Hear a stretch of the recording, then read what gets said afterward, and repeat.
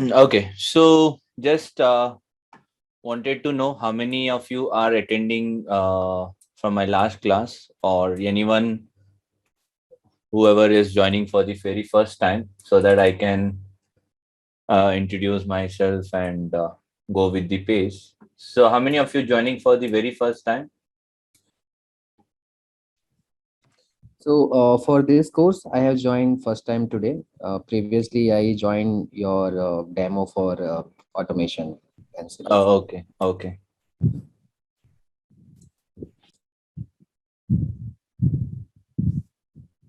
okay. So, most of you guys are from the previous session, I believe, for firewall. Okay. Oh, Sagar, hello. Saurav this side. I am also the new Oh, okay, okay, first day. Yeah. okay.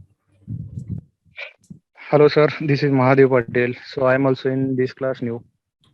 Okay. So didn't you guys join my last class for any reason? Didn't you guys get the notification? Yes, I have received, but Okay. in office work, so I'm not joined.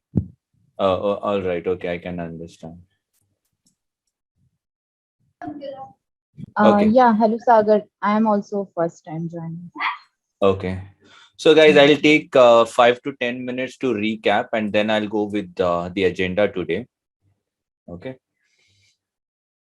Uh, yeah. So this is what I had informed in the last class. So we will start with the actual class from the 4th of June, and we will take up FortiGate first.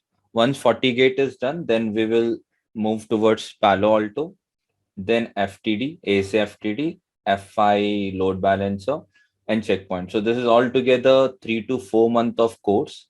Each module take 1.5 month to uh, complete.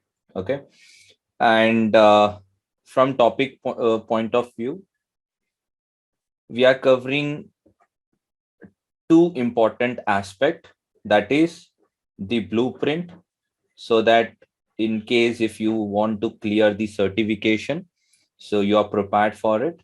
Second thing is your practical, that is real time scenarios, so that if you're working or you want to get into the network security side, so the practical helps you. Okay, and every module has its blueprint PDF discussed, as well as the uh, practical syllabus from our side. So two PDFs we have, and I was showing it in the last class as well. How would you uh, take that? Give me a second, so let me show that. So this is our web URL, and in this web URL you can find the course curriculum PDF. So each module has its own content. So if you want to go with all five, feel free to go with it. If you want to go with any of your choice, you can go that way as well. Okay, and this is the lab topology for Palo Alto topics. So once the Palo Alto is done, we go to FI LTM. For LTM, this is the module which we would cover, and then we go with Cisco ASA FTD. This is the lab structure which would be for ASA FTD side, and this is for NSC4, which is FortiGate. Guys, let me place you on mute.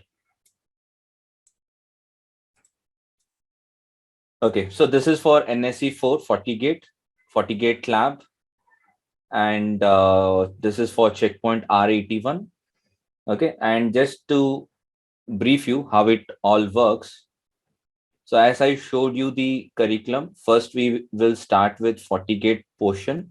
It takes something 1.5 to 2 months to complete the whole curriculum for FortiGate. You get reading material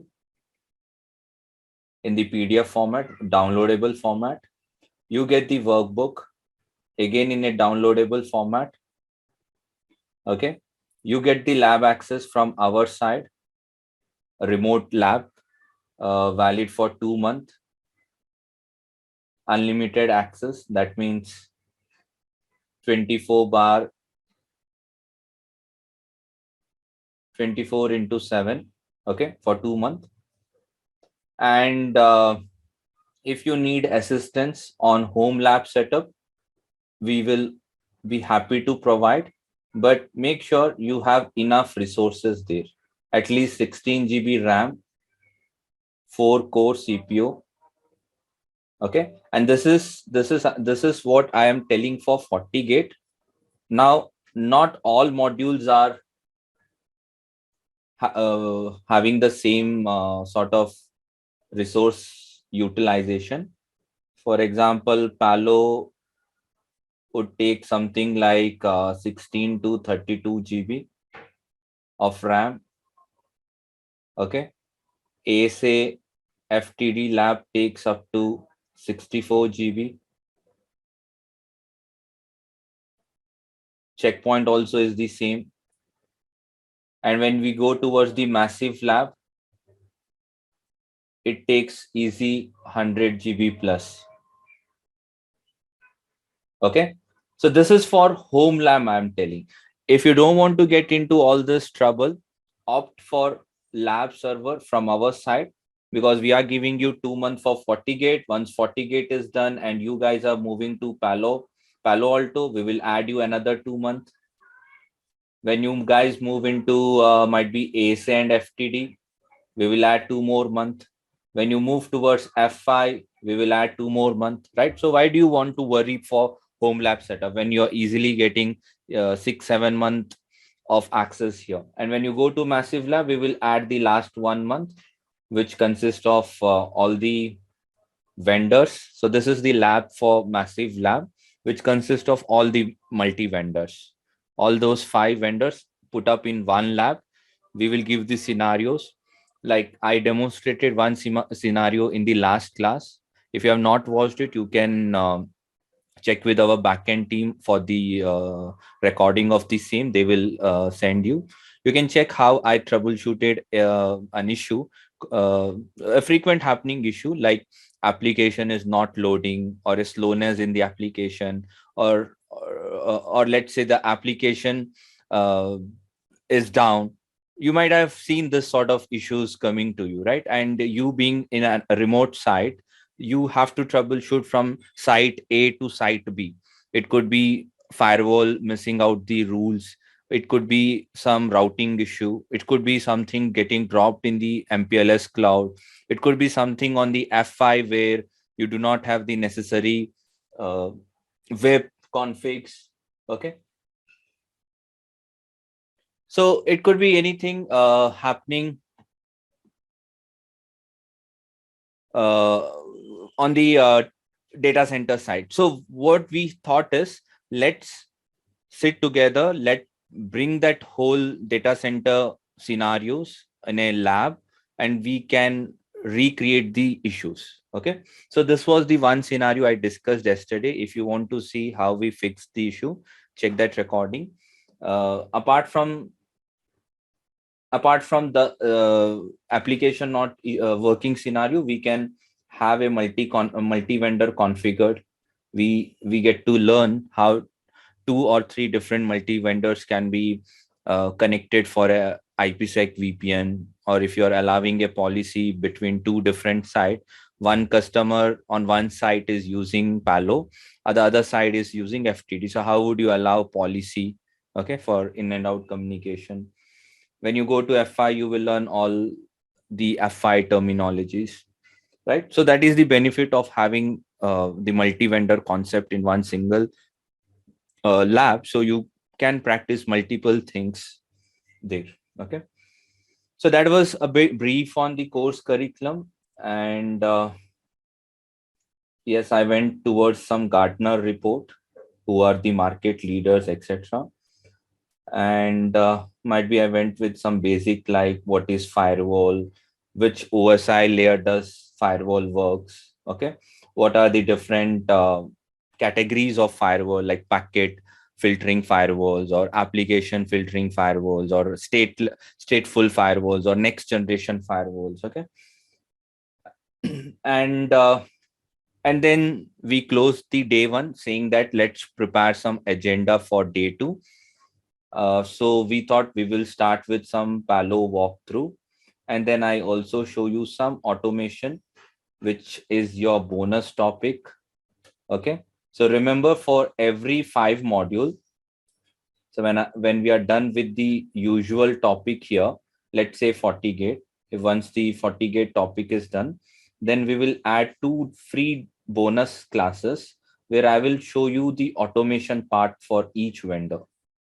You might know the automation. I don't think there is someone who doesn't know what is automation now. So automation via Python, Ansible, API, right, which is the most hot topic these days. So I'll add 2 days as a bonus for every vendor. So after each completion, each module completion, we will sit 2 days and we will see the automation scenarios. So today I'll just give you some example. I may not write from scratch, not possible in 1 or 1.5 hour of demo class. But when we go with the classes, we will start it from very scratch, very basic. Okay, I'll start telling you the simple theoretical concept of Python Ansible first, and then we can go ahead and start writing. So whatever is the final result we get, I will share the script with you so you can take it on your side. You can enhance it further as per your requirement, and you can reuse for your purpose. Okay, so that was something we discussed. So let me get into the topic for the day. I have some topics for you. Okay, so I have taken it on my browser. So first thing what I wanted to show you is the 3D architecture of Palo Alto.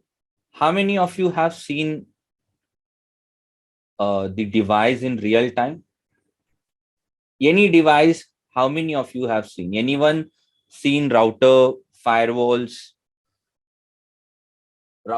switches in a real time?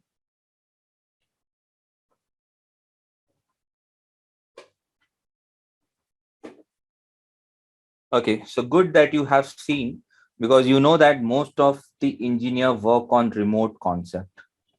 Okay, usually they call the field engineer. They ask to swap the cable from one port to other, or swap the power unit, but no one in real would have seen the devices. And router switches are on a low end. You might see them on Amazon or eBay or any offices you go, they would be plugged. But when it comes to firewall, might be ASA you would have seen, because they again are on low end. But how many of you have seen Palo Alto in real time? Have you guys seen a Palo Alto in a real time?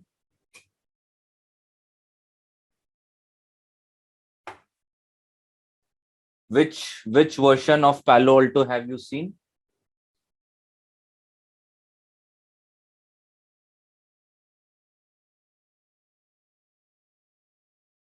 So Priyanka, 440 is very basic. It's like your Cisco switch, very basic Palo Alto hardware. Okay. So anyone seen any big box kind of thing? Big box of Palo Alto? Okay, most of the guys says, as I told you, works on remote. Usually you don't get to see, and the chassis of these boxes are very huge. Okay, a company who can afford can have this.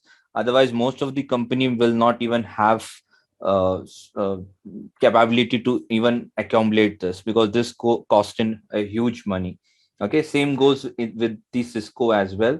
The box like Nexus 7K, Nexus 9K, these are very huge boxes. Okay, very costly.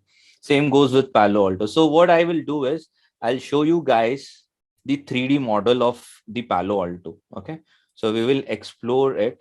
So as Priyanka was telling, she has seen PA460. It's very simple box, like a normal Cisco switch, 800 series or something. But when you go towards the Palo 7000 series, then that consists of multi-chassis and lot of line card for handling the data. So we can compare the architecture of this. So let me first start with a basic version.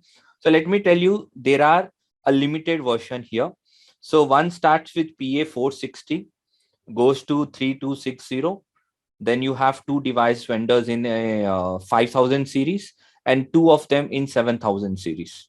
Okay, no much options available. So these are some series which you have here. So if you open up PA 460,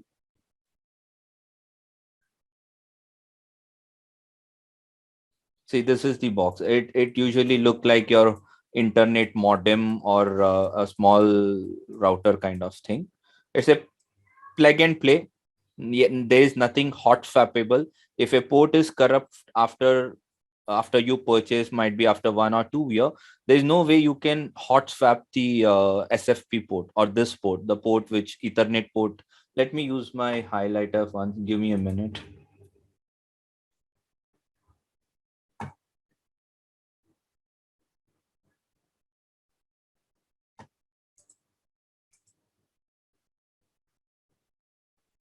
Yeah. So if you see this Ethernet ports, they are hard fixed to that. If something goes down, you cannot rectify. Instead, you have to RMA the whole unit back to them, back to the vendor, and they replace with you. So that's a business loss, because whole boxes might be serving some traffic, might be serving the user. Now until you get the RMA box, you have to wait for the replacement, then put back the config, bring it up, and a lot of hassle. But again, from the price point, it's one of the lowest here. Okay, because this is the starting model of your Palo Alto.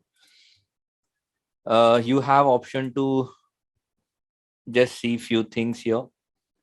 So this is the front end, and this is the rear unit. Okay, the fan exhaust tray, the optical fibers.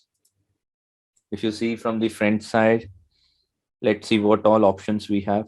So we have 8 Ethernet ports, RJ45. We have a dedicated management port. So this port, you can connect it to your DHCP server. The moment you connect to DHCP server, it will receive a DHCP IP. So they have made it very play and plug.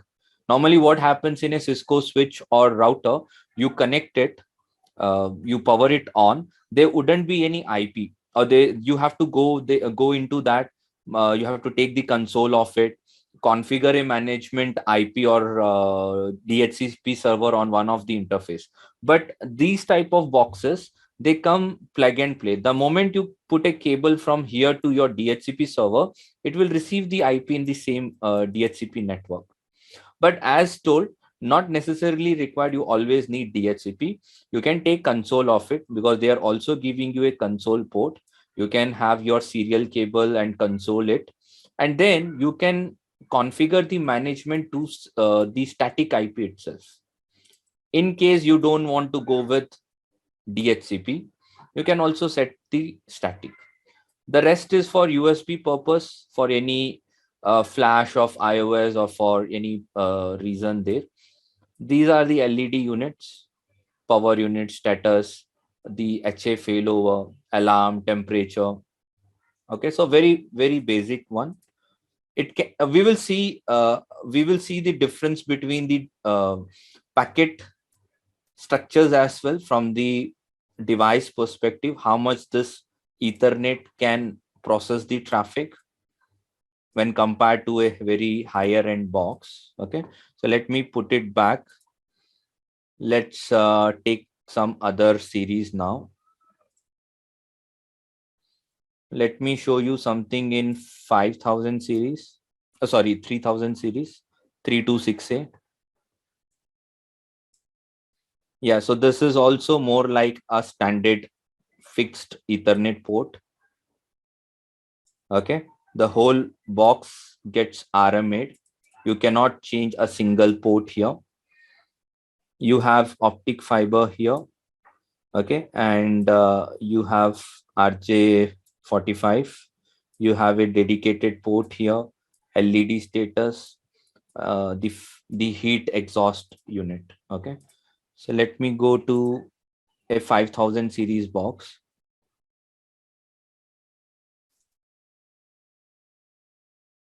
Let me take something higher like 5280. Okay, this looks the higher 54. So let's take that.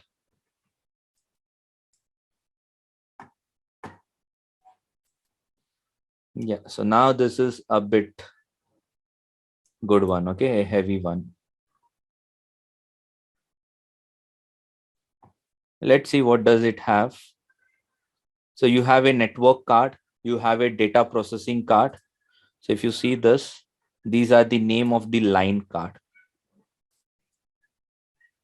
Okay, name of the line card.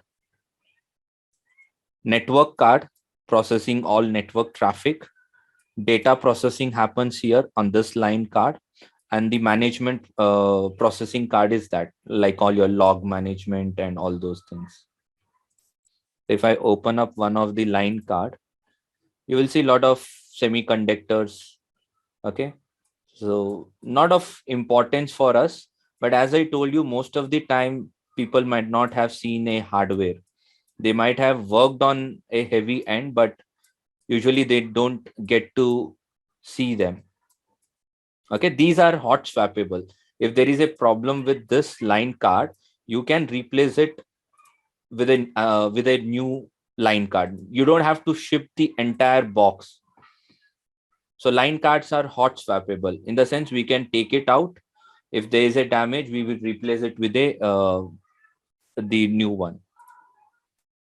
Okay, so this is about the 500 series. Let me show you the advanced version, that is 7000 series, and this is comprises of lot of line card, backup line card as well. If one data line card gets corrupt, until you ship it something, you replace something, you have a backup running. Okay, similar way with the data card or network card. So there is nothing like one alone line cards put up here. There will be a backup for each one of them.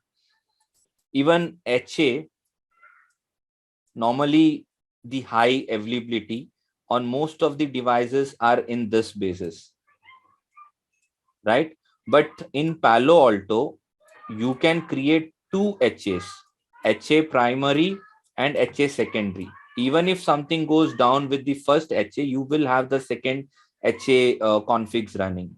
Okay, so those configs can be done. And from the line card perspective, you have a dedicated line card for log management. That means all your logs, okay, will be pushed to a syslog server. There would be an external syslog server. Usually in the different hardwares, your line card, which is responding for network or management, it is itself responsible for log management as well.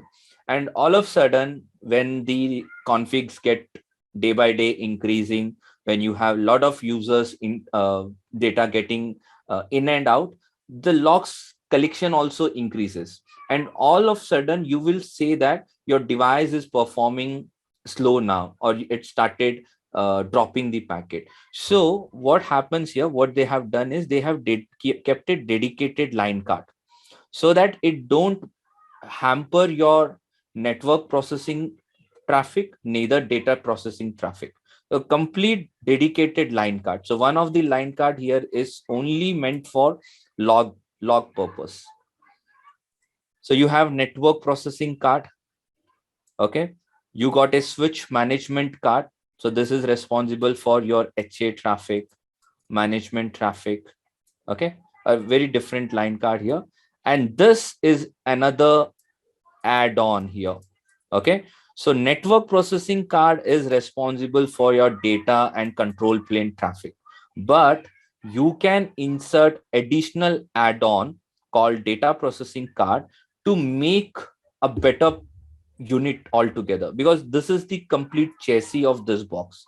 Okay, and it depends on you which all card you want to insert it. So some cards or some spots would be empty for you. It would be reserved for you to plug anything. So now you see that, now you face that your data is increasing in your data center. You would like to put some more line cards so that NPC has some backup, or it can start load sharing the traffic with other DPC. So this two works hand to hand, NPC and data. And one thing to note, data processing card cannot run by itself. Okay, because it will never have any Ethernet ports. So how would you plug something if you don't have any Ethernet port? It's just a line card to process the traffic, to expedite, to faster up the process. So if you see here in this diagram, some line cards do not have any Ethernet ports because those are DPC port. They are used in conjunction with the NPC card, so that all together, if the processing was only 1 gigabits per second by one NPC, altogether they can have a very good throughput of 50 Gbps or 100 Gbps. Okay, so you need such things in a very heavy data center, not on a usual scenario. So that is why I have also kept some comparison. When do you need it? So that should not be your day-to-day scenario. For a user of 10, 20, 30, you don't need something in a higher end. Even a smaller model of 3000 series can handle it. Okay, but you can see the difference in this product comparison. So if this is going 39 Gbps, a 5000 series, the 7000 series goes way beyond it, 635 Gbps. Okay, so that's why I just kept this. Okay, so if you want to just open up some line card, let's say data processing line card. Okay, so it will not have any Ethernet port because the functionality of DPC is not to lay some cables to this and connect to some switch or something. The purpose is to add in conjunction with NPC card and to provide more processing. Okay, maximize the processing by so and so core. It itself has 192 core within it. Okay, that's all terminology. I'm not sure if you know the cores and RAMs, but you should know it if you're working with these boxes. Okay, let me show the log forwarding card, LFC. So dedicated log forwarding card, which connects to the syslog server. Let me show the network processing card, which is the central heart over here, the actual data processing. And yes, this is gonna have all the Ethernet ports. So here is where you connect them. Okay, and nowadays you have optic fibers as well, and the name of that model is written here. So let's say if your card for some reason goes corrupt, you want to RMA, so you should know which line card you're gonna get replaced for, right? So the name is put up here. So if you're assisting someone over on call to your field engineer or someone, so you should know how would you ask them to identify that. Okay, so the name is put up there. Okay, so this is these are the 3D view of most of the models I have shown you. This is the product data comparison. So someone who is looking for, as a consultant, if you are suggesting a product to your customer, so make sure you first know the data comparison, data sheet of this. Okay, so let's say I'm not gonna give a very fixed number, but let's say if this cost a 40,000 USD, okay, whereas this might cost you a very heavy, okay, in USD, whereas that a lower segment model might be cost you $1,000.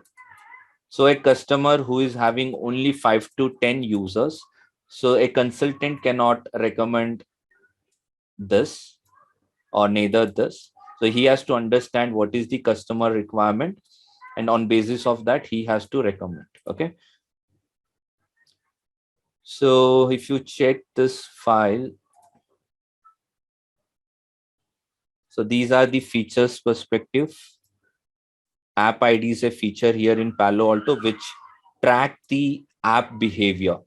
Okay. And if there is any suspicious thing, then it can even block them. Okay. So this is an app tracking feature. So that's the speed. Okay. That's the processing, or that's the speed that's kept here. Threat prevention, IPsec VPN, connections per second. So total connections that can be established on this boxes. Okay. The maximum sessions, the policies that can accumulate in on this boxes. So you can see that some has 30,000, whereas the high end has 65,000 security policies. That is nothing but ACLs in short or simplified. And rest of the things here like NAT rule, SD-WAN, the you have SSL encryption, decryption. These are the object groups, security profiles, app ID, user ID. So as app tracks the app application behavior, user ID is for user behavior. Okay. It can keep a track of which user accessed what application for what time, from which application he navigated to another application, and how much time he spent, what browsers he. So every track it can keep for that particular users. And on that basis also we can put a policies. Okay.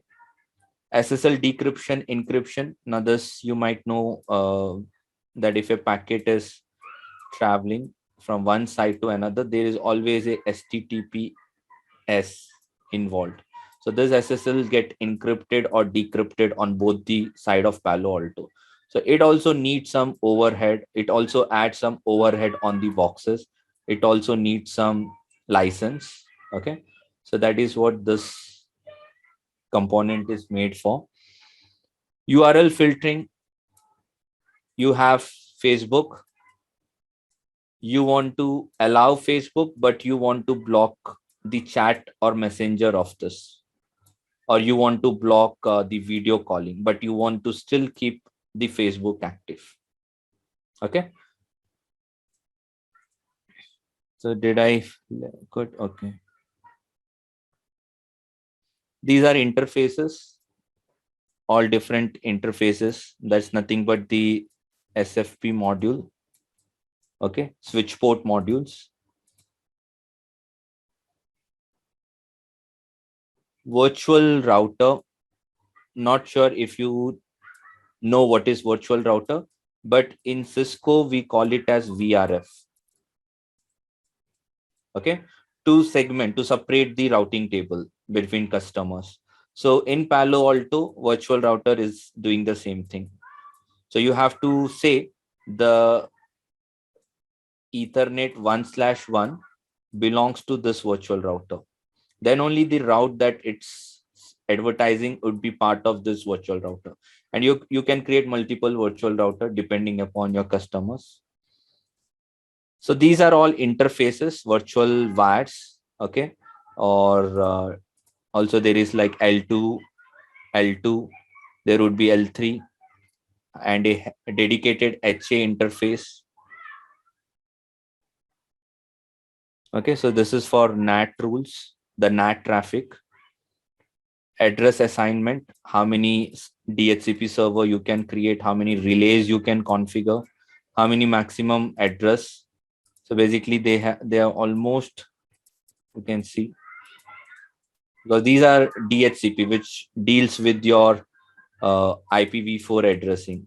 Okay, class C, class D. So that's same for all the model, right? You cannot say that a higher end will have 6 octet for IPv4, or a lower end will have 4 octet. So that's same for any vendors, any platform as well. High availability, as I told you, there is a dedicated port for high availability as well inside Palo Alto. Some vendors will be used by one of the interface like Cisco ASA. there is no dedicated HA port. Any interface you can convert into HA, but in the Palo Alto you get some dedicated port as well. You can just assign HA role to that and you can use it. So this is for quality of service, QoS, IPsec VPN. This is client. Global Protect is the client here for Palo Alto. Multicast and the product note. If there is any end of sale or any device is getting end of life, that is the notice. Okay, so this is a wide range of data structure which differentiate each boxes, and this should give anyone a very fair enough idea which is better, which is to be recommended. Okay, don't blindly suggest something to someone until you know their requirement. Okay, you cannot say that go with a low end if his requirement was like 5,000 users per day. Might be he having a 30 sites connected, so this may not be applicable for him. Okay, so this will help for you, and also you can always talk to their business unit for the recommendation. Okay, all right, so what we have next? Yes, let me also tell you a bit on Panorama, which is again something used widely.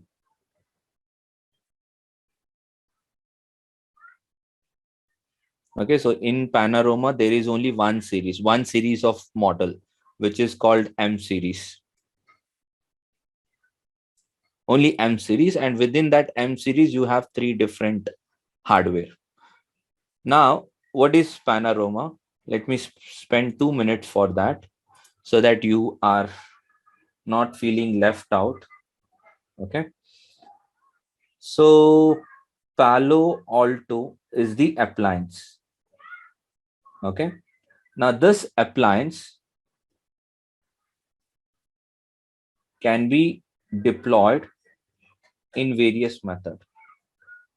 One, hardware itself, the hardware which I was discussing right now, 5,000 series, 7,000 series, 3,000 series. I pay to the Palo Alto and get that device and put in my data center. Now let's say if a company don't have so much of resource or so much of operational cost to handle the purchase of hardware. So what Palo Alto has done, they are giving you the VM. That means software. They are ready to give you the software. You can take it on your bare metal servers or hypervisors. You can deploy it on a EXI or VMware, and you can just spin up Palo Alto. You will have the Palo Alto working with you. Might be for then you need to buy some license, but because you might be wondering why would someone then go for hardware, right? You don't someone do not need to go with hardware if everything was possible on software version.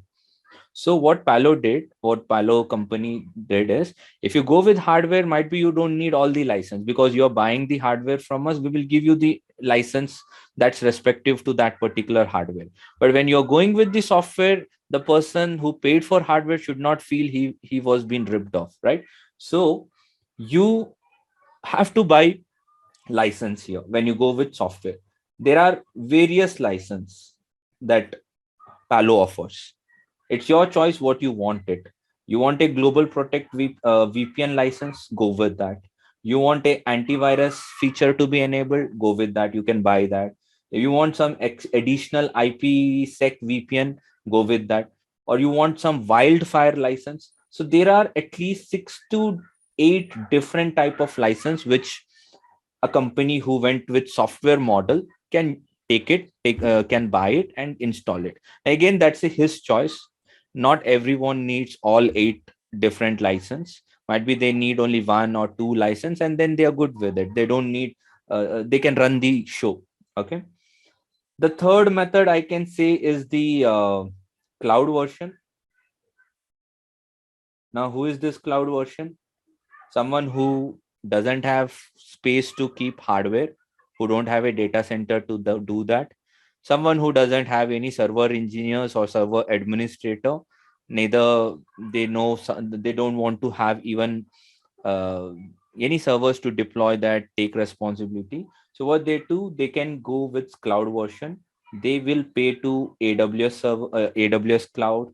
They can pay to GCP, that is Google, or they can pay to Azure. Okay.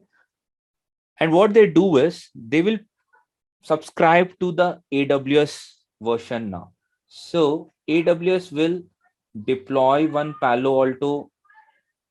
What these people do is they go with this model ultimately. Okay, they will host it somewhere.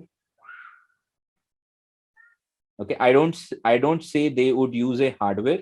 They will go with their own uh, virtual solution, and they will give us the dashboard.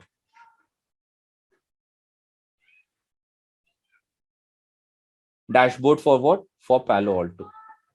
If I say them, I don't need the Palo Alto 9 version, but please give me Palo Alto 10 series because I want to rely on the latest version. So I would not upgrade anything. My engineers will not do anything. It will be the responsibility of those cloud where I'm buying that particular subscription. So I'll tell them, they will create their instance, they will deploy the Palo Alto for 10 version and give me the dashboard. Now I can access that dashboard from the respective network. I can uh, use the feature. Okay, so that is how the cloud version work. Even if you're hosting your firewalls on cloud, doesn't mean that they will take the control of this. They will only provide you the instance, but you have to run the show yourself. You need to know how the security policies are added, how do you troubleshoot, how do you create a VPN. That's all your call. Okay, so for instance, if you want to even book your own AWS Palo Alto instance, you can do that. Okay, AWS Palo marketplace. So if you have your credit card, you can use it up and you get the cloud solution here. Okay, so if you see this, they are ready to give you the appliance, but bring your own license. You have to still buy the license from the Palo Alto. Whichever license you buy, Wildfire, antivirus, IPsec, Global Protect, depending upon that, your services get increased on that version. Okay, taking a Palo Alto is very simple. It will not even cost you much, might be for 1 hour, because these are all over on the cloud, so they run on basis of hour. They might charge you some dot one something, but gradually it will increase when it is running for 365 days, 24 hours. Yearly expense might go in a very good range. Okay, but it's again company's choice if they want to go with the cloud or software side or the hardware. Okay, so this is that cloud thing. You can take it from here. Let's see if they reveal the cost. Let me open this. Yeah, see, you can see this is the cost for per hour. So now think, if a company is running this for 365 days, 24 hours.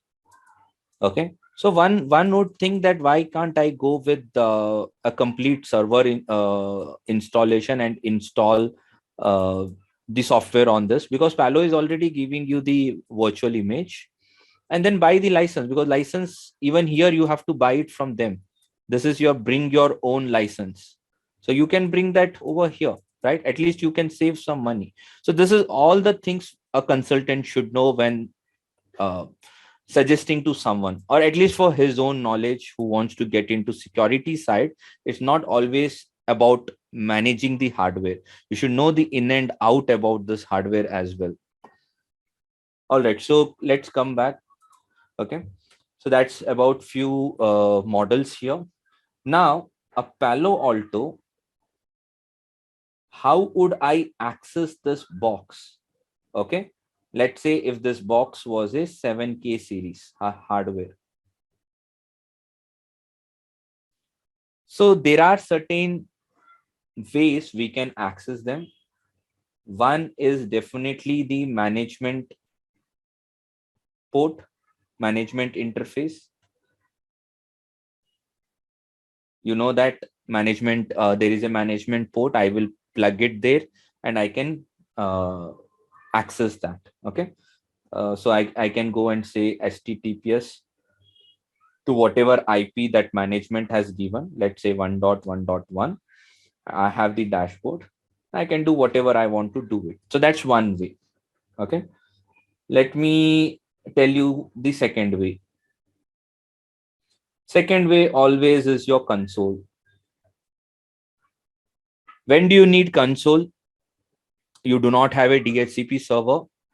Okay. And neither you want to allow a DHCP IP to the Palo Alto. Instead, you want to connect via a console cable, then put a static IP on the management, and that is how you want it. Okay. So this is mostly used for static IP assignment on management port. Once you do that, take HTTPS to whatever static IP you assigned. Your dashboard gets opened and you can add whatever security policy, VPN, whatever you want to do, you can do it. Okay. That's the second method for you. Now let's go to third method. So third method is your XML API, REST API. Okay. I do not need any sort of username and password if I have the respective keys with me. I'll show you one example today after certain time. So this is one other method using which I can do anything on the Palo Alto. I want to change a security policy. I want to create IPsec. I want to troubleshoot. I want to take a TCP dump packet capture. I can all do it without even opening my dashboard. I can do it in a automated way using API calls. Okay, so that's the API method. And the last method here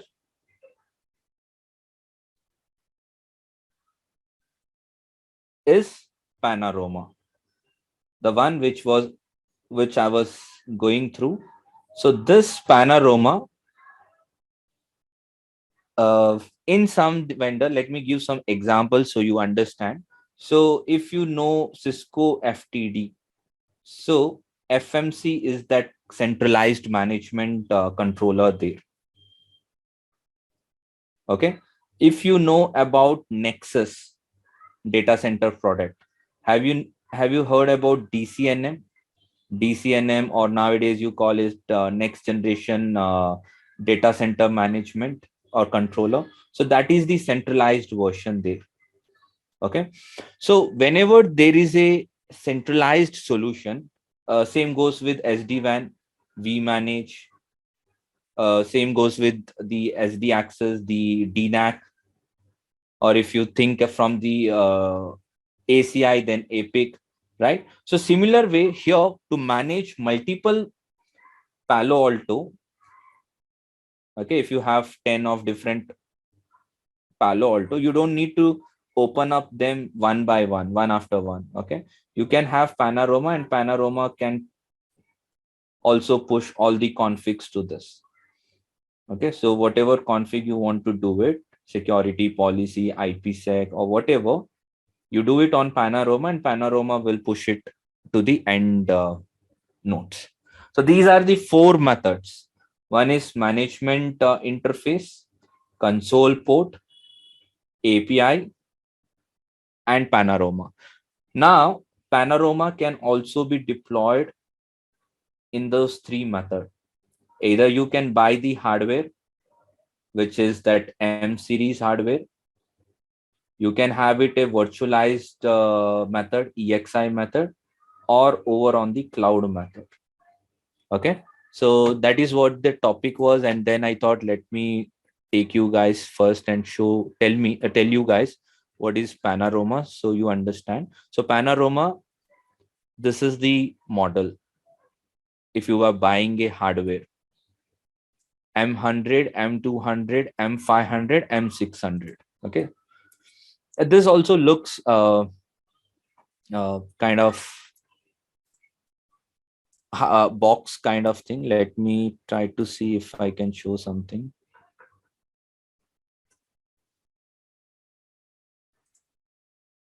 A simple box, yeah, something like this. If you're going with the hardwares, okay. So this is a Panorama 500. See, okay. So that's about Panorama. Let's leave it all this because we will cover all this in the class, right? So today I have more topic but less time. So I'll just focus on what is important and then we will check remaining in the classes. Okay, so this is about the architecture and a bit on hardwares and license and all those things. Now, let me talk on automating this. Okay, or let me first, since you may not have seen a Palo Alto, so let me walk through on the graphical interface. Then we will go to automation side. Okay.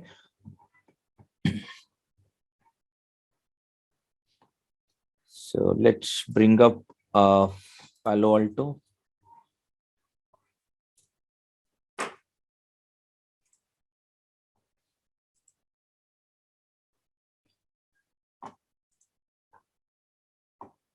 Yeah, this is the massive lab topology. I have powered on one of the instance.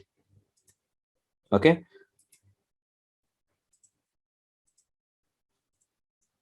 So this is my CLI method. The good thing about Palo Alto is it will reveal you the DHCP IP on the top itself, even though you have not logged in. You don't have to log in, get into my show command, then see the IP. This is another plus point of Palo Alto. You will not see this feature in FI or FTD or most of the vendors. This feature is only here. You have the DHCP IP, then it will reveal it on the top. So you can save some time. Let me tell you how. Because when you have that IP, you can just go there on the browser and you can type it here. The IP whichever it's revealing. It's 26 dot sorry 25.245.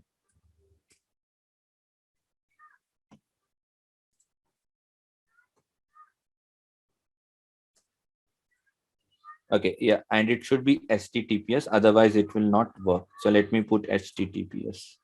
See, this is how the graphical dashboard works. Okay, so let me take the access of this.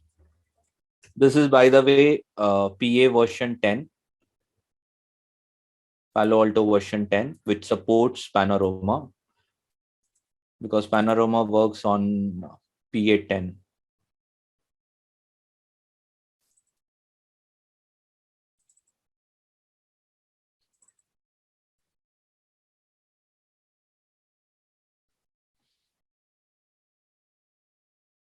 Okay, before I start with the graphical dashboard, let me show you some commands first. Okay, so the command here to log in first is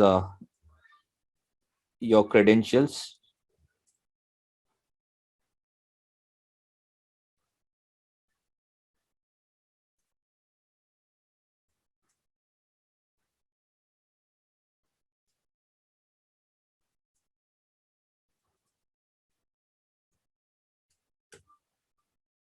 Okay, so now I have logged in with the username and password.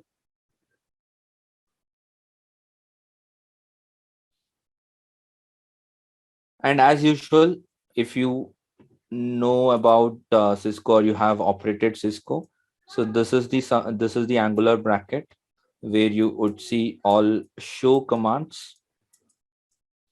Okay, and if you want to configure something, you have to get into configure mode. You have to get into configure mode, then you can use the command like set command. So the commands are complete different from Cisco, but more close to Junos. If you ever worked on Junos, then you can see the similarity, but not with the Cisco boxes. Okay, so let me show you some commands here. Let's say show interface management. Okay, so this is a dedicated show command which can show me all the details for management interface. So this is the IP, right? So I don't have to go till here to get the IP and then put on my browser. So that is why I said the Palo Alto has that good plus point. I see that the IPs are relayed. I copy that and I can go it here. Most of the time, you log in with username, password, you input the command, you get IP, then you open the tab and then you go it, right? So you can save 3-4 clicks now. So this is IP net subnet mask, default gateway, the packets in and out happening on the management. You want to take some system information, so system info will give you a good number of information, though you can see all of them on your dashboard. Okay, but there are some people who always would like to prefer CLI because it's much faster. You know the command, you input, you get your output, whereas on the dashboard you have to be aware of how and where the menus are and go there, right? So see, if you see the system info, this is the host name, management IP, netmask, default gateway, DHCP assignment. It's a VM based. You get to know that, which is nothing but the step number 2 from our deployment. That is image on top of EXI or on top of VM version. So that's what it says. And these are all different features that it can support. It cannot support, then it shows as 0. If it supports, then it will show you in numbers. And this is the software version, by the way. 10, we are running 10 series. Okay, if you want to ever check the disk space, okay, show. So if you do show system, you'll get a lot of management type of commands. Okay, so like disk space, environment, services, software, state. So let's say if I do a simple disk space, see, it will show me a complete usage that's happening with the storage. Same goes, let's say if you wanted to check license information. Okay, so for license, there is another command called as request license info. Enter. So if you see this, this is a basic box. Okay, there is no much license. Otherwise, it will show you all the license with the expiry date. Okay, so right now this is a software basis. It's not a hardware, it's a software basis. So it will just show you what all license you have. If you want to see all the admins, you can see that these are the admins you have. You want to see any existing or ongoing session, show session info. So you can see how many current sessions are present, how many active TCP or UDP sessions are going. So this is all 0 because we don't have any traffic as of now. Okay, but this is how you can inspect anything from the CLI basis. The same commands, someone who don't want to do the CLI method, okay, instead want to go with the dashboard. If you know the flow, show system so and so, the same thing you can also explore on dashboard, or vice versa. If you know the dashboard, the same way, same behavior you can replicate on that CLI to get it. Say for example, show system. So system is here, you go to device and you get the management details here. Okay, so this detail is all your host name detail, okay, whatever other details. So device, management. If it was something related to username, so we went and said show system users. So we got that. Okay. So there is some sort of correlation. If you go with network, you will go with show network interfaces, show object so and so. So there is some sort of correlation. It's easy for you if you just spend some time to decrypt the behavior there. If you go back, put a question mark here, you will see the lot of things here. Okay. Let me show you show. See, you have for netstat object, you have it. Okay. And if you want to get into the read and write, this is the method. You go to config. Now you are within the configuration mode. So you can change you can see the change in the mode. So earlier you were in the show command mode, like user privilege we call in Cisco. Now you are in the configuration mode. Okay. And here you have to go with the set command. If you go with anything configuration, let's say set system, okay, or so if you go with set, let's say you want to do some service, set service group.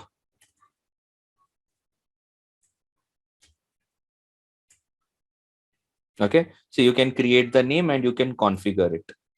So configuration over on CLI is by going to the config method. Once you're done with that, you can hit the commit. Okay, remember, whatever you do on the CLI, don't instantly get into your running configuration. I'll tell that flow as well, what happens. Okay, so this is the CLI.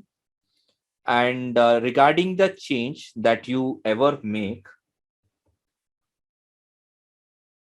the changes that you make, or you add, you delete, you configure something, they're actually two different blocks.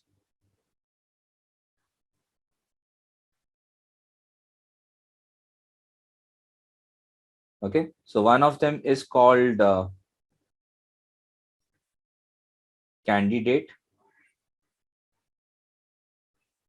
and the second one is called running. So whatever changes that you do over on CLI, okay, or over on the dashboard, graphical interface, or whatever you do it over on API, they first go and sit here on the candidate. Okay, and then admin has to commit it.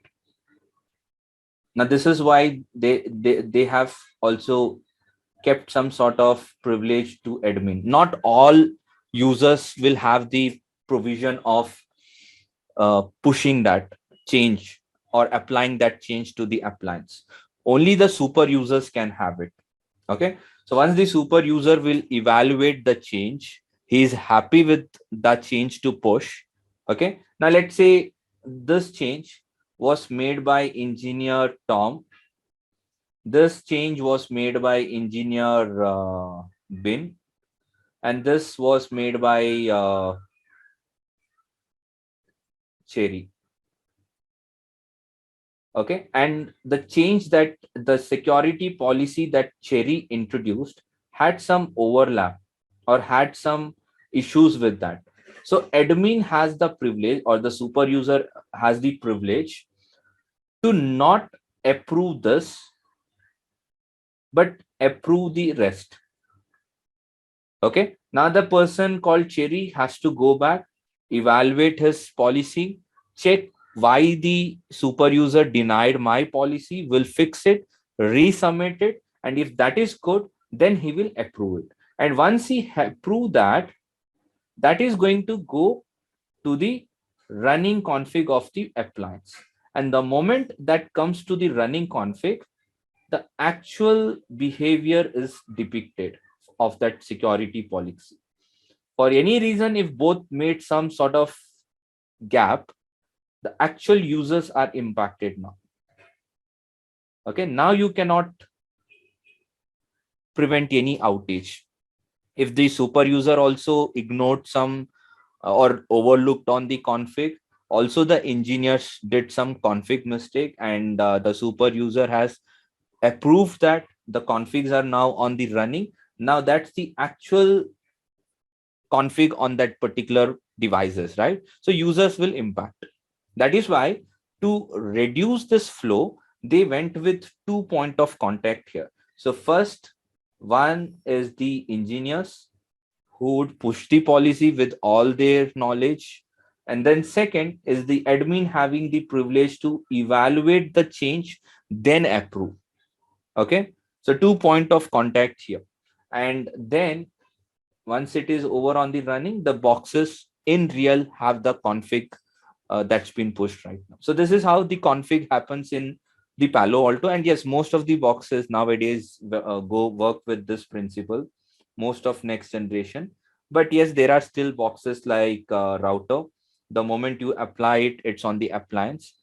On the boxes, switches, same concept. You go to config, add any ACL, it will impact in a real time. Same goes with ASA firewall.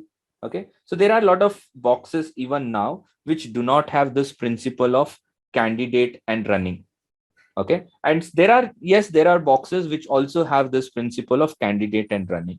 But since we are going with Palo Alto, I'm focusing from Palo Alto side, how Palo Alto would push anything, uh, any config in real to its end devices. Okay, all right, so where was I? Let me go back. Mm, okay, so we done with this. Okay, I was showing you the CLI. Let me go back. Okay, I believe you have some knowledge now of CLI. So without any further ado, let me get into dashboard.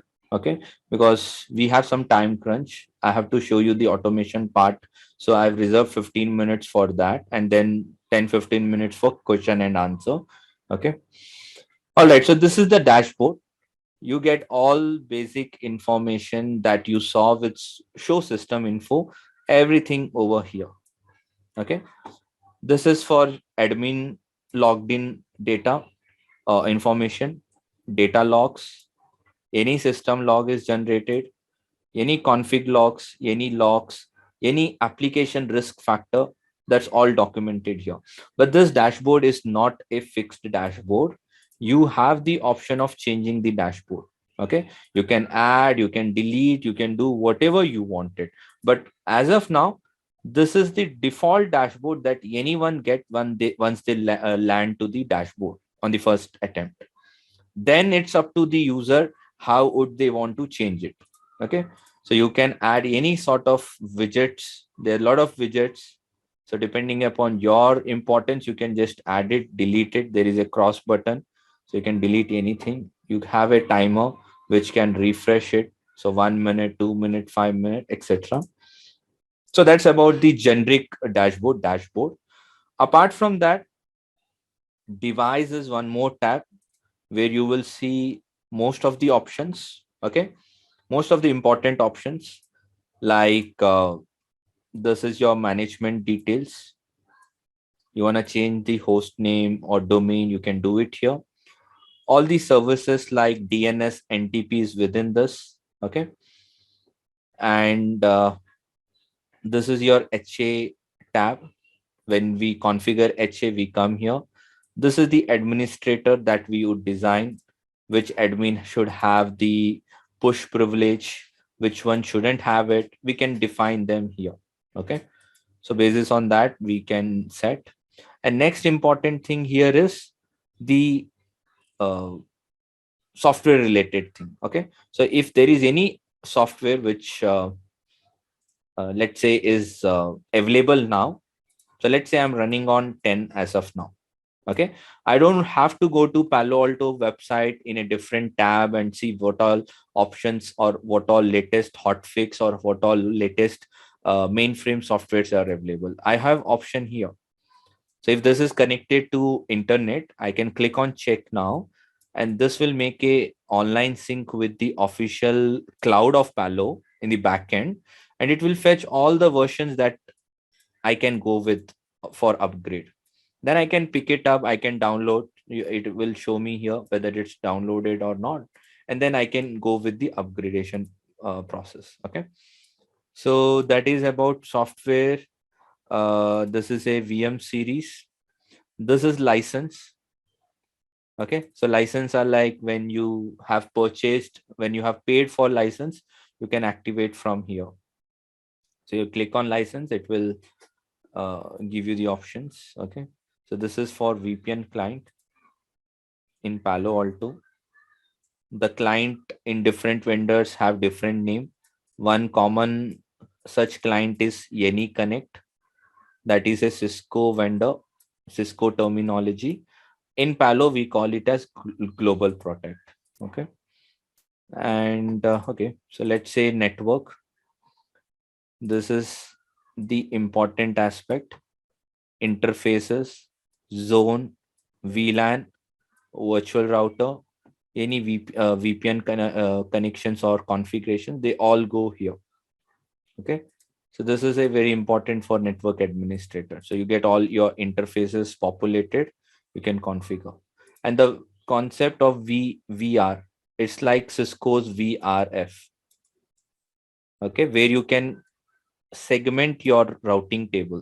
So instead of one routing table which have hundreds of routes advertised, that you can divide or you can keep them separate. So this is separate from this, then this. So each one is acting sub routing tables. Okay, you see this in Cisco during MPLS concept. The same concept you have in Palo Alto by default. So by default, there would be one virtual router called default. If you want to create any virtual router of your choice as per your customer, you can just add them.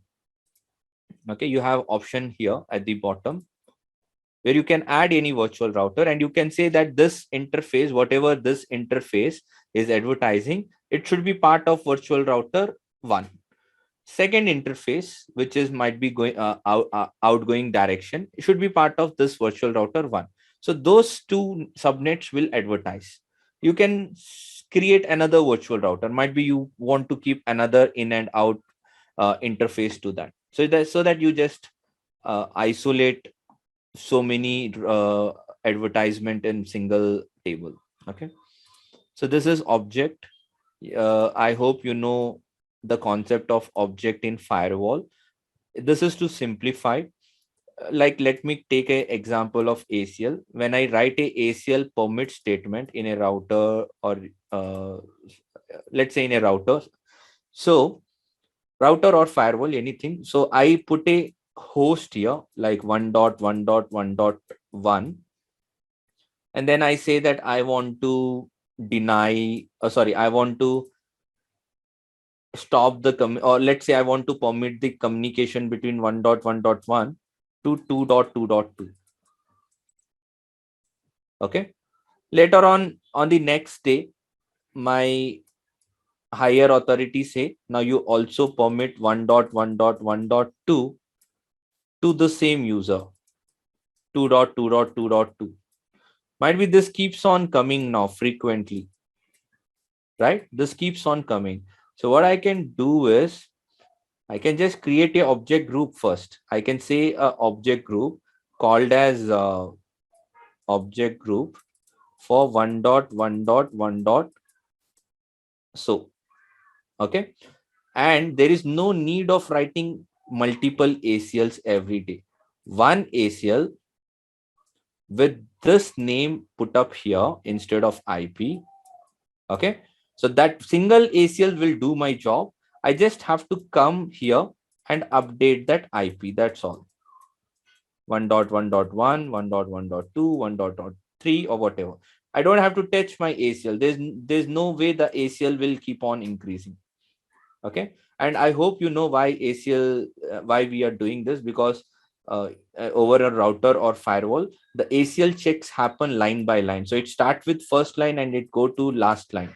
So if you're just having thousands of line, you can think that it's making query on thousand of line to get into your required ACL.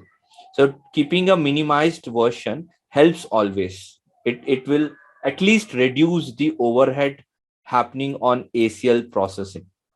That's the plus point, and that is why we have this concept of object, because ultimately in firewall you will start adding thousands of IPs to deny or permit, and if you don't keep it in a proper way, at the end you will see all this unwanted processing happening for the ACLs and all these things. Okay, so these are object, the security policies.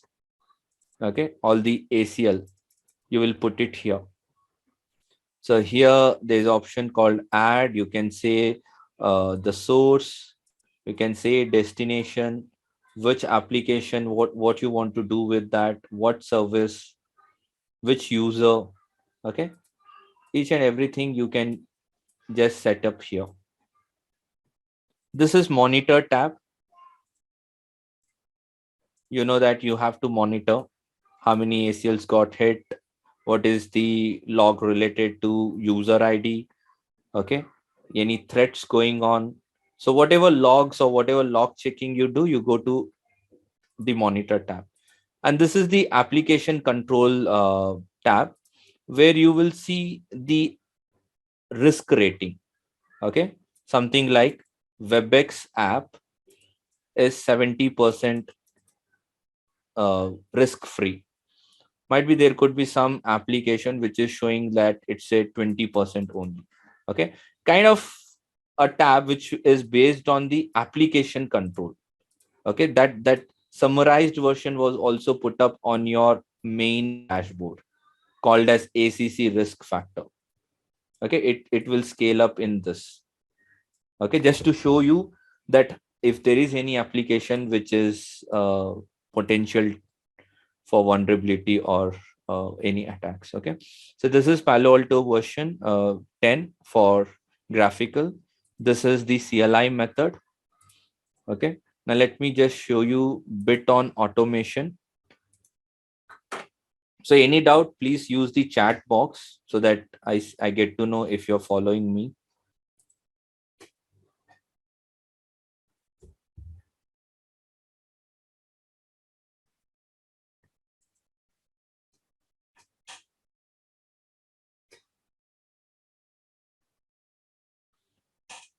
Okay, give me a second.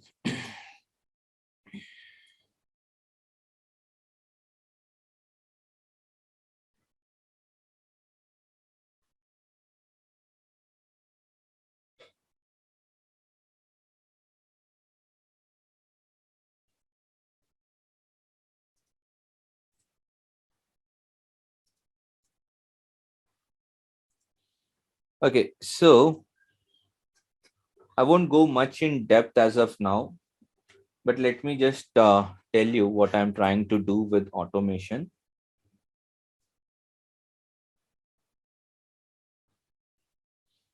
I have my first automation example on Python, and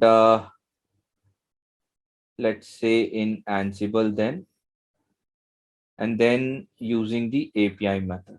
Okay, so these are three frequently used automation mode for any vendors or any technology these days. So with Python, my approach is to pull a Excel sheet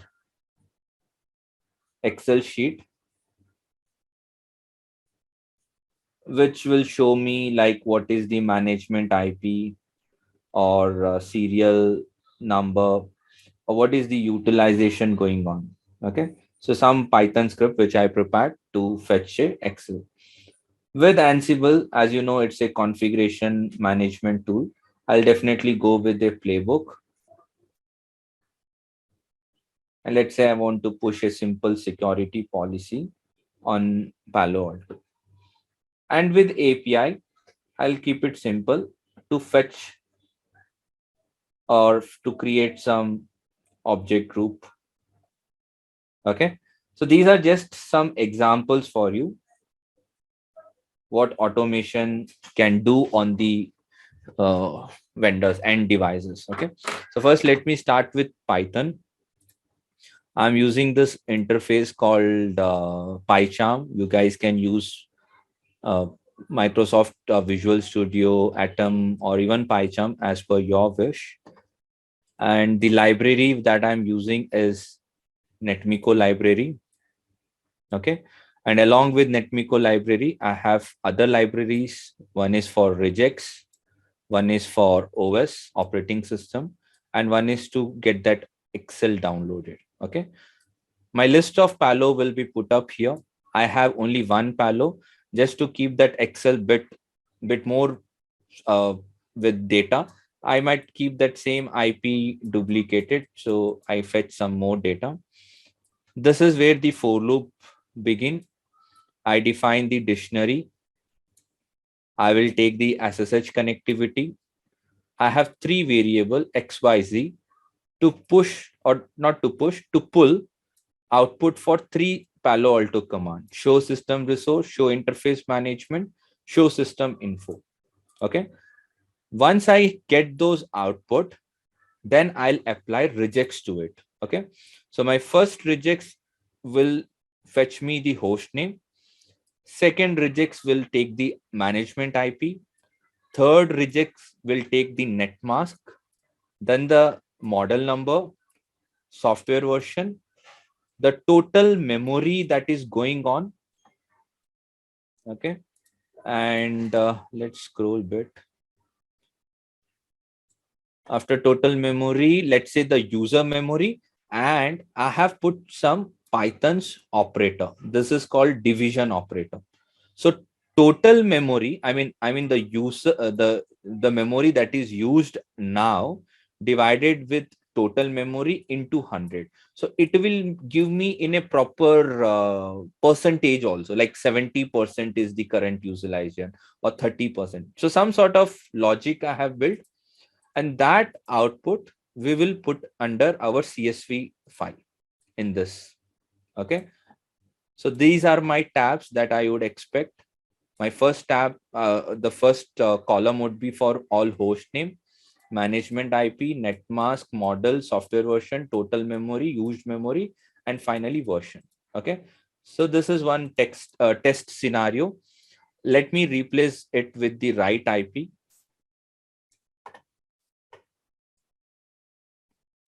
So where's my IP?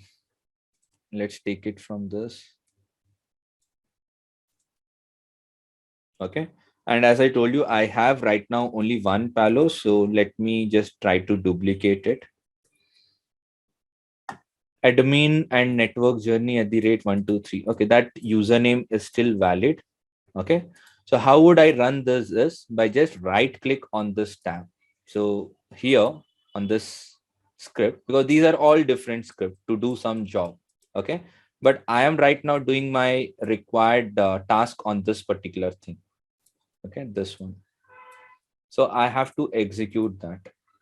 So I will right click and I will run. So before running that, let me see where is that Excel set to be fetched. It should be in this, right? So let me open that folder as well parallelly. Okay, so this is a empty folder now, and we can run our job.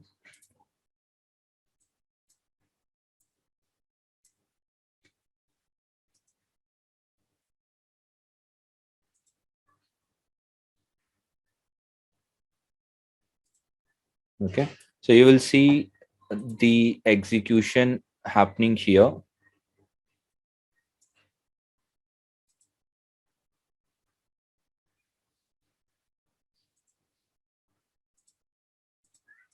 Okay, so what is this? 172, 16, 25, 245. Okay, where is that? 245.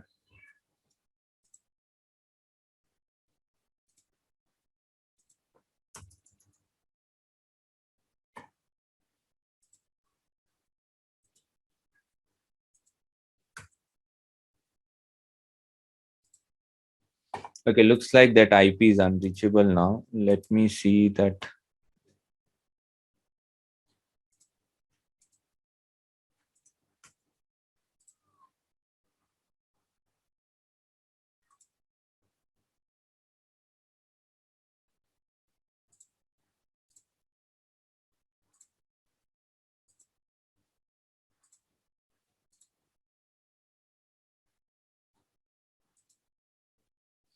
Okay, let me see if this instance is up. Okay, for some reason the instance is hung for some reason.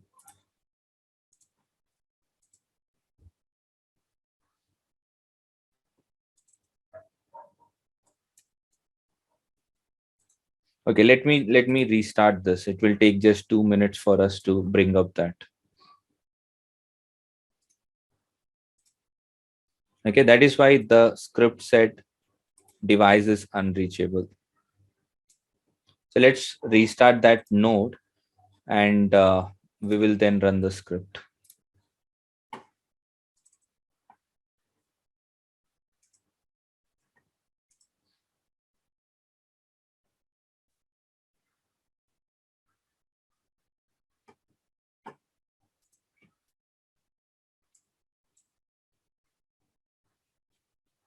So meanwhile, if you have any doubt, please let me know.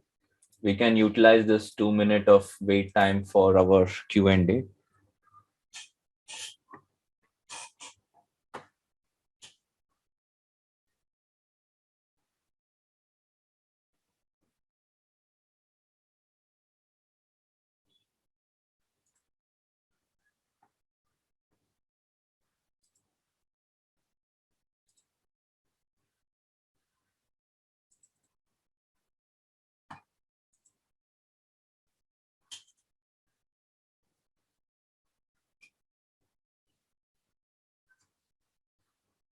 Yeah, so Ashish, it will take 1 to 1.5 months. Okay, so the reason is we are having the classes only on Saturday and Sunday because most of them are working folks, and it is every 8:30 to 11:30 p.m. Indian hours. That's a 3 hour of session. Okay, which is Saturday, Sunday. And for each module, it will take 1 to 1.5 month.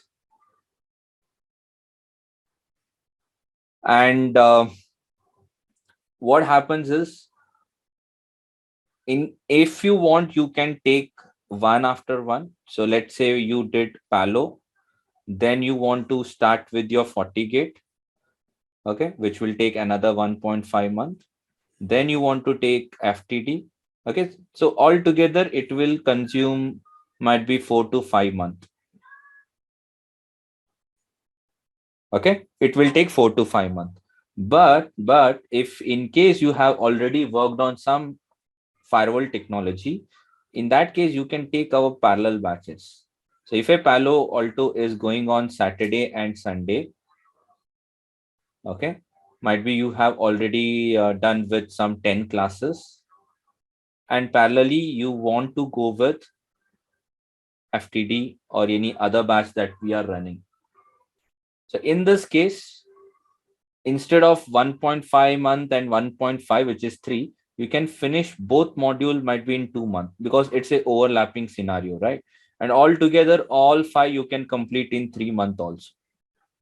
But someone who already has worked on firewall security and knows the thing, someone who is complete new, I would not recommend go one after one. So you have enough space to even practice after each session. Okay. Yes, enrollment process. My backend team has put up all the links. If they have not put up, you can just send an email to this.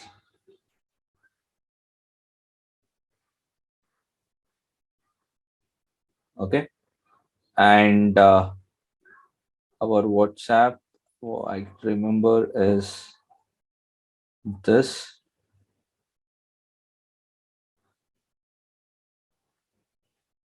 and we will guide you with all the next step. Okay, like pricing, bill desk, okay, discount,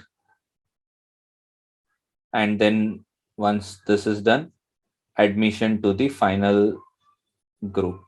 And once you are in a final group, you will receive a welcome kit from us, which will have all the login details to your web portal, the reading materials, PDF, lab access. Okay, so this is the flow for that.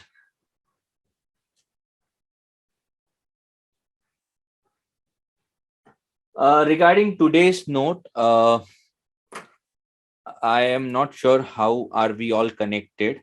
Let me give you one of our Telegram link. If you join that now, might be it will be easier for me to share that. Okay, I can share you some document which you can read it. But for enrolled people, as I told you, we already have all the PDFs put up in the course material. So I've given a Telegram link. I'll put my PDF over there. Okay. Yes, Sashi. So regarding the coverage, I will cover Palo, FI, LTM, and ASA FTD. Okay. And checkpoint is covered by one of the checkpoint specialist. His name is Akhil. And Fortigate is covered by Fortigate specialist whose name is RB. Okay. And finally, the massive lab would be again covered by myself. So this is how the trainer details are.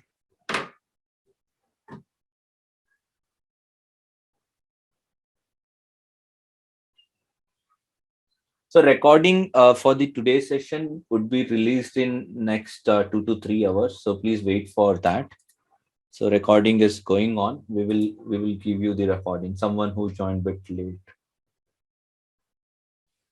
Okay, and Raja Swami asked, could you explain on security? I don't know from which context did you ask me, but if you are asking me from Cisco certification perspective, let me tell you where is security lies. So this is CCNA, this is CCNP, this is CCI. So someone who does CCNA goes to CCNP, goes to CCI. And within CCNA, there are multiple verticals. There is enterprise, right? There is no security nowadays in the CCNA level. Take it out. Okay. So you get CCNA here. So someone who is looking for CCNP security,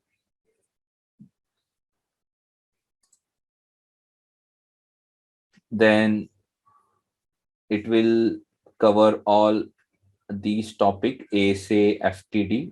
Okay. And when you go to CCI, so CCI also have ASA FTD. Okay. So this is from Cisco certification point of view for our ASA FTD module. Okay. This is the track.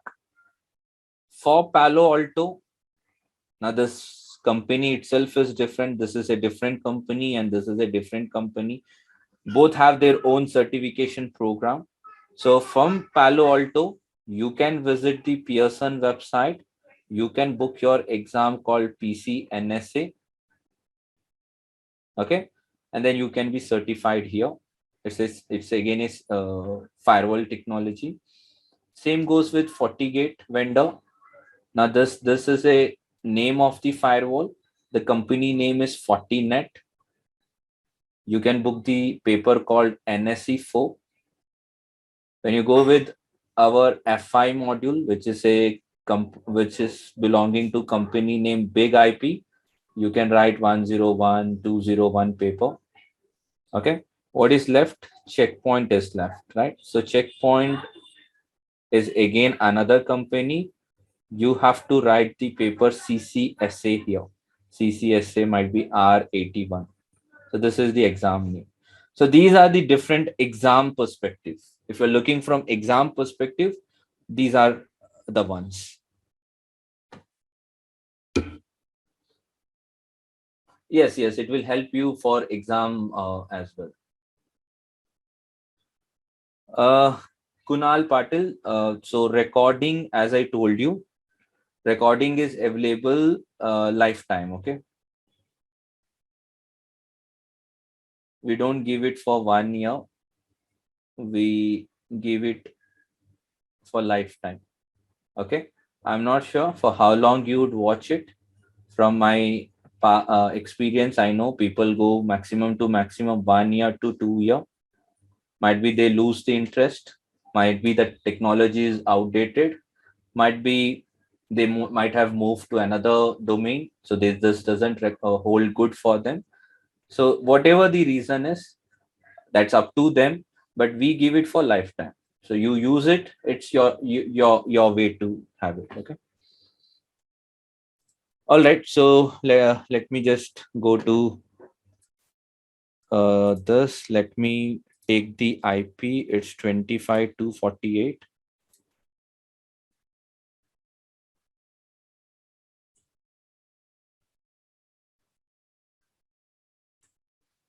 And let me run this.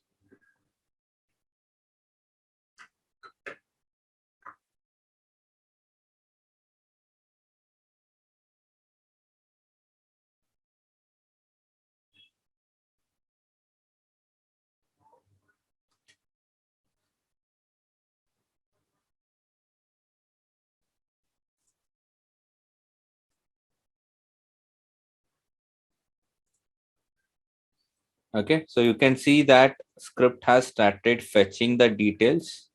It has fetched the host name, management IP, subnet mask, the software type, version, total memory, used memory, and the percentage of utilization happening right now. Okay, for the first device. Then it went to the second box. Okay, and then it will go to the third box. And in the backend, the Excel has started its data recording. So data is getting recorded here. So once this job is done, see, once the job is done, we get to know Excel is generated successfully. Now you can open up the CSV file and you can see all the information here.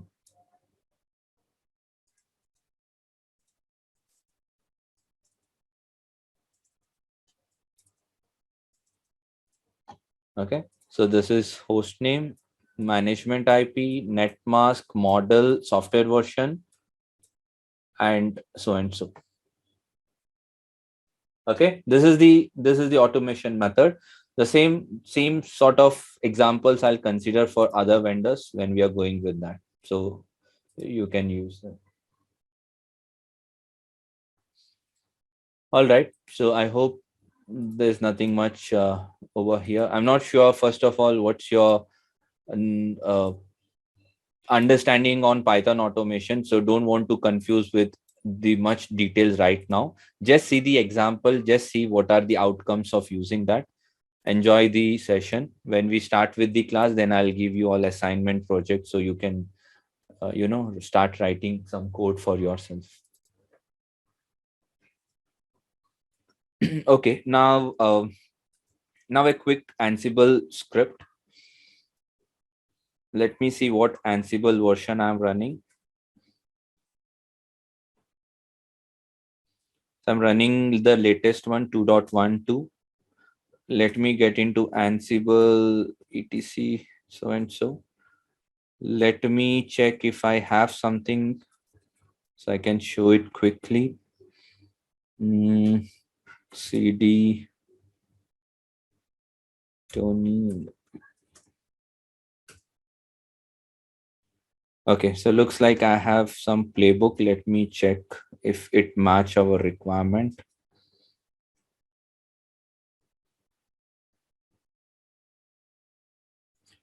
or I can just write one very quickly. So let's say I create a new template now called as 29 May Palo.yaml.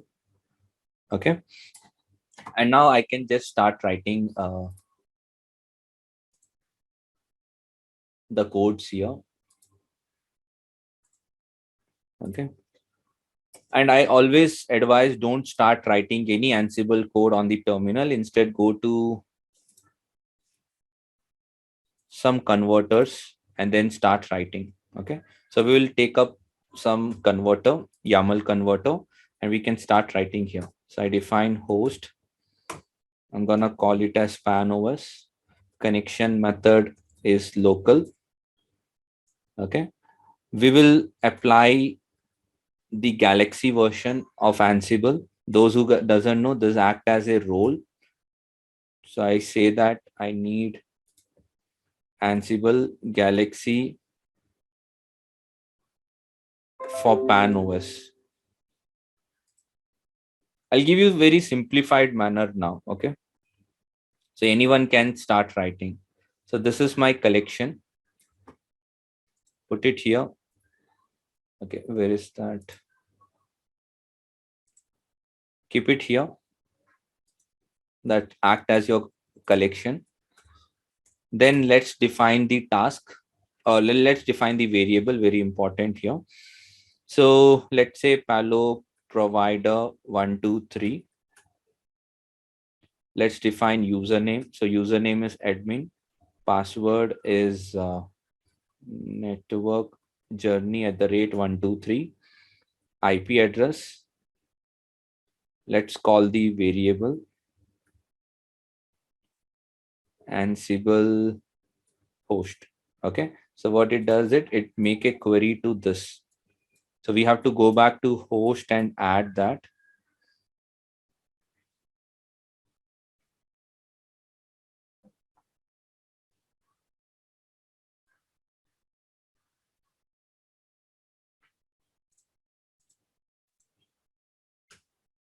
Okay. And then we define the task. So task is important here. So it depends on what you want to configure. You want to configure NTP, you want to configure DNS, you want to configure security policy or VPN, what you want to do it. Okay. So we go to this module. This module have some standard templates.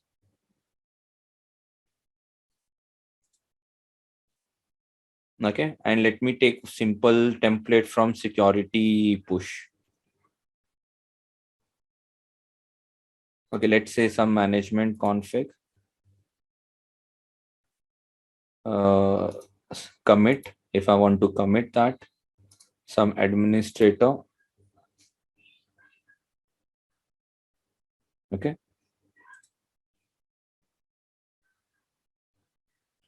So this is template for some DNS configuration.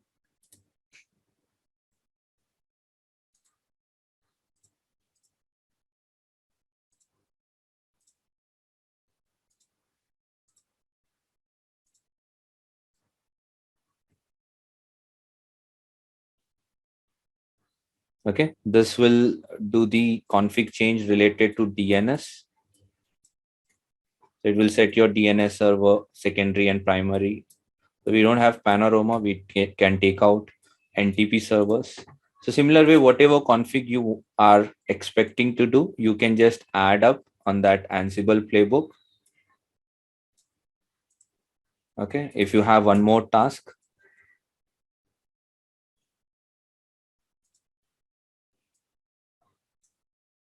Okay, so this way you can keep adding.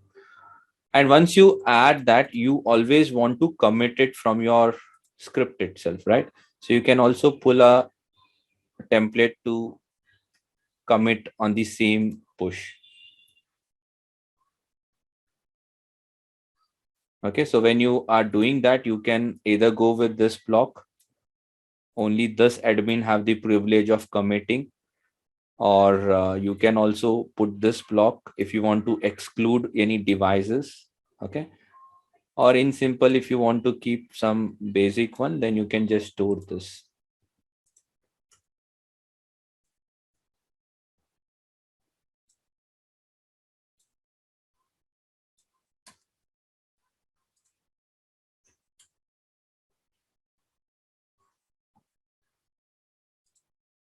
Okay.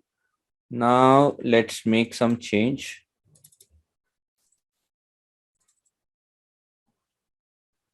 Okay, so this will take all the details from here. Okay, we need that on all the tasks.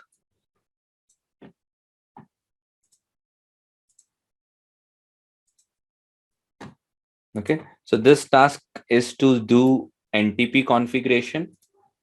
Then this is to do this will create some backup SSH administrator.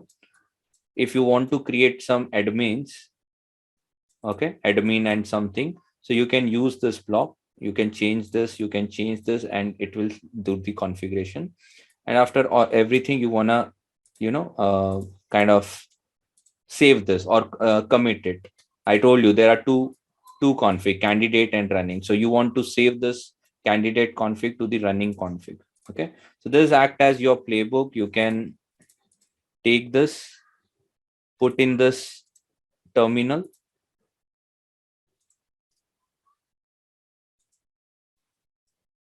Okay, so this is the terminal, and then you can save this.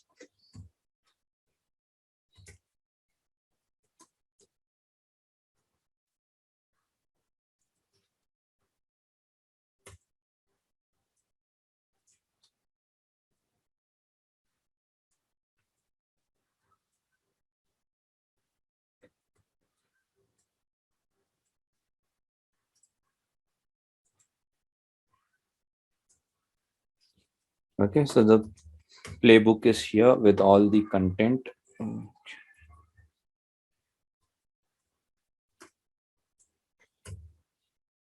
Okay, so you can see this. This is the content. Okay, so let's check what do we have under host file. So cd etc ansible host.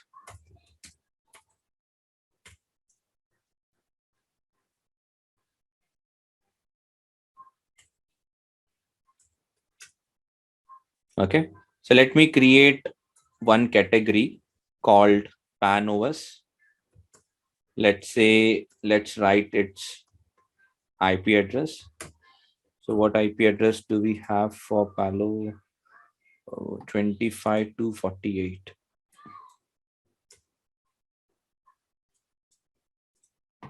So this goes directly inside my Ansible host file. Okay, so I have host declared. I have the playbook. I can just execute now from my terminal. I can say this is 29 so and so, enter. Okay, so what is the error? Let's figure it out.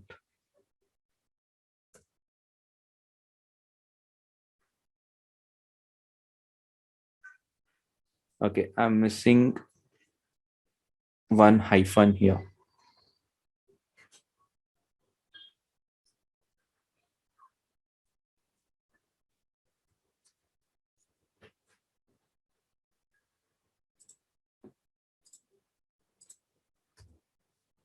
Okay, so let's keep them all indented.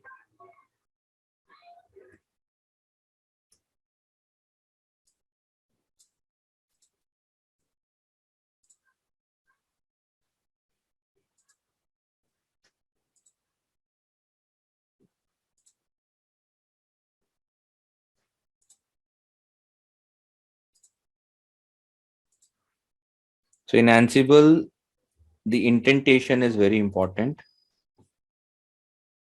Okay, so indentation is nothing but if they are falling under same line or not. So host connection Okay, we can also give a name here. So host connection, this is collection, this is variables, where task. Okay, so provider goes inside.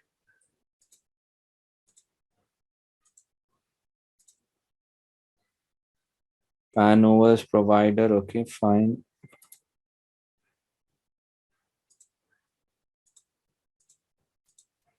Okay, provider, so and so provide. Okay, fine. So let's take this, keep it here.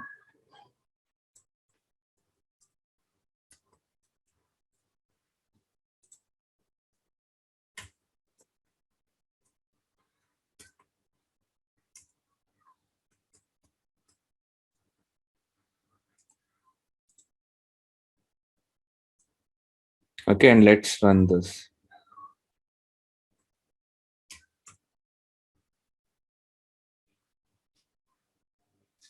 Okay, now there is a slight indentation problem on the last one.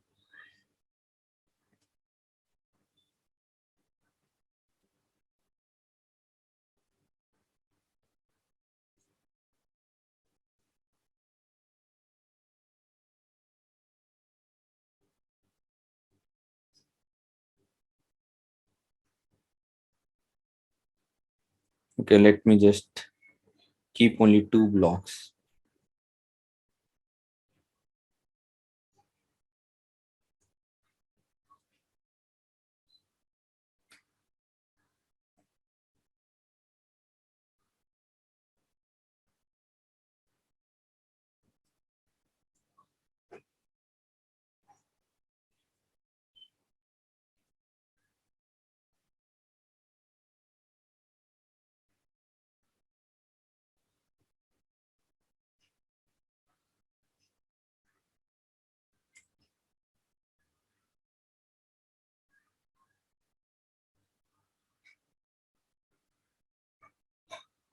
Yeah, so this is because it's not in same indentation. Okay, so you keep in the same indentation, it will work.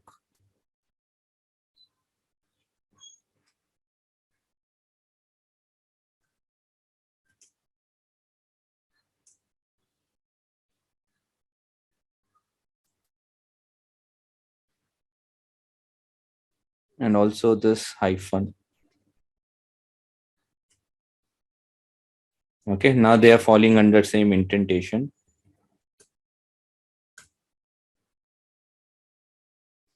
Okay, so once you fixed all indentation, it will start working. So it says that it is seen the PA1, that's the first device. It has set the DNS, and now it's going with the administrator configuration. Okay, so we can just quickly verify that by going to the dashboard. So admin network journey at the rate 123. So let's see if those DNS and NTPs are configured.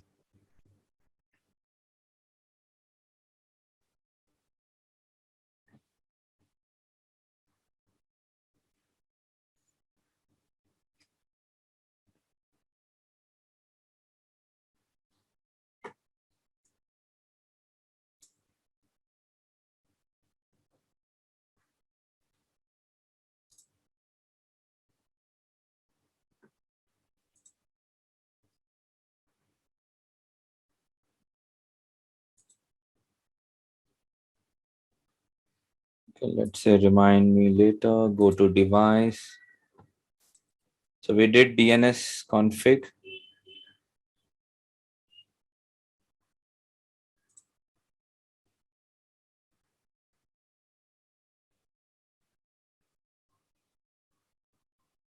Okay, so you should see the change here. See, so we have pushed it right now.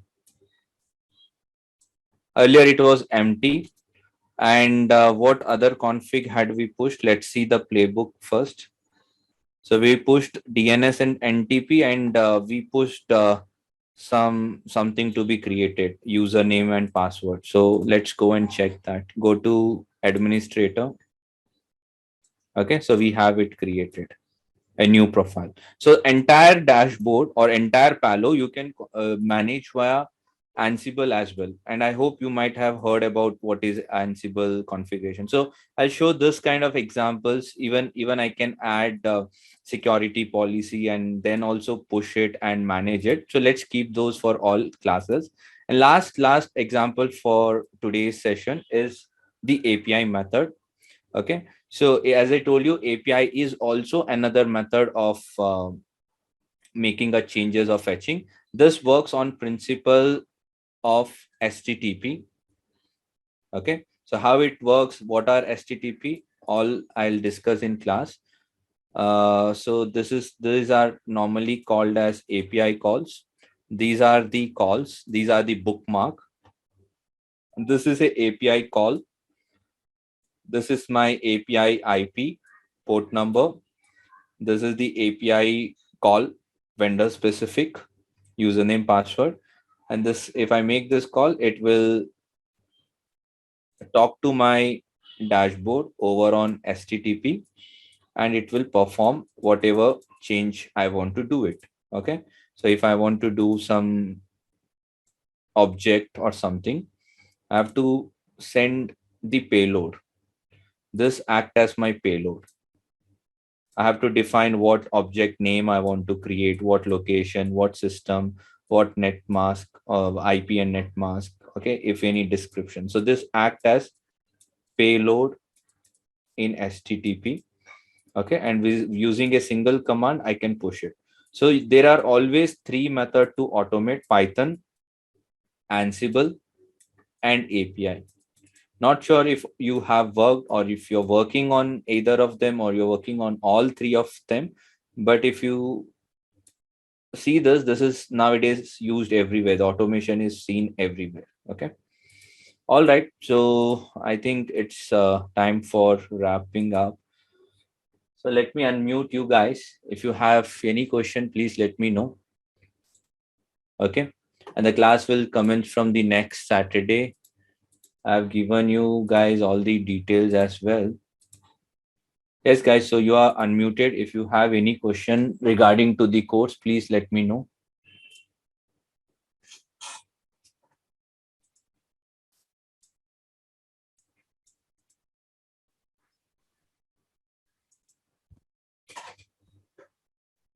Are you taking ICE also, sir? ICE is not part of this batch, but we have ICE separately in a different batches, dedicated batch. Okay, where we cover only ICE. Okay. So let me just put down what is covered in this. So these are the module which we cover.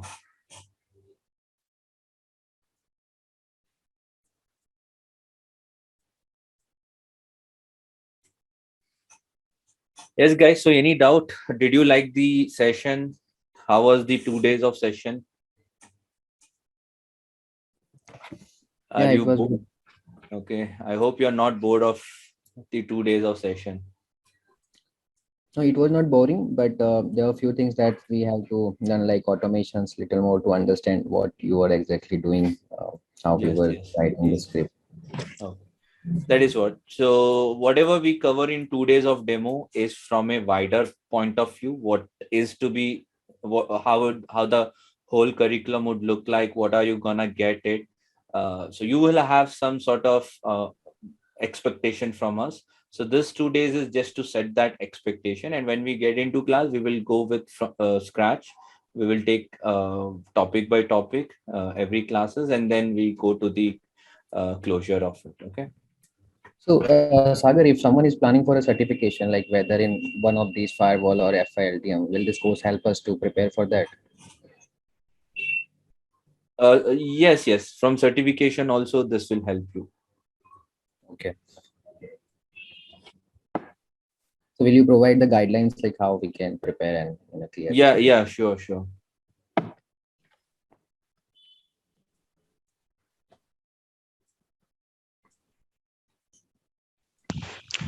So Sagar, Saurabh this side. So I have one doubt. So we will start this from the basic, as I'm not from the security domain. So we will start it from the basic, or Is Uh, there that any is that prerequisite? that is right. So we start from basic. If you are CCNA routing switching, you've Mhm, done it. So you mhm. might have a lot of exposure, or you might have all basic done by now. So Yeah. that is sufficient for now. Okay, we Okay. don't expect any other prerequisite here. Okay. Okay. Thank you.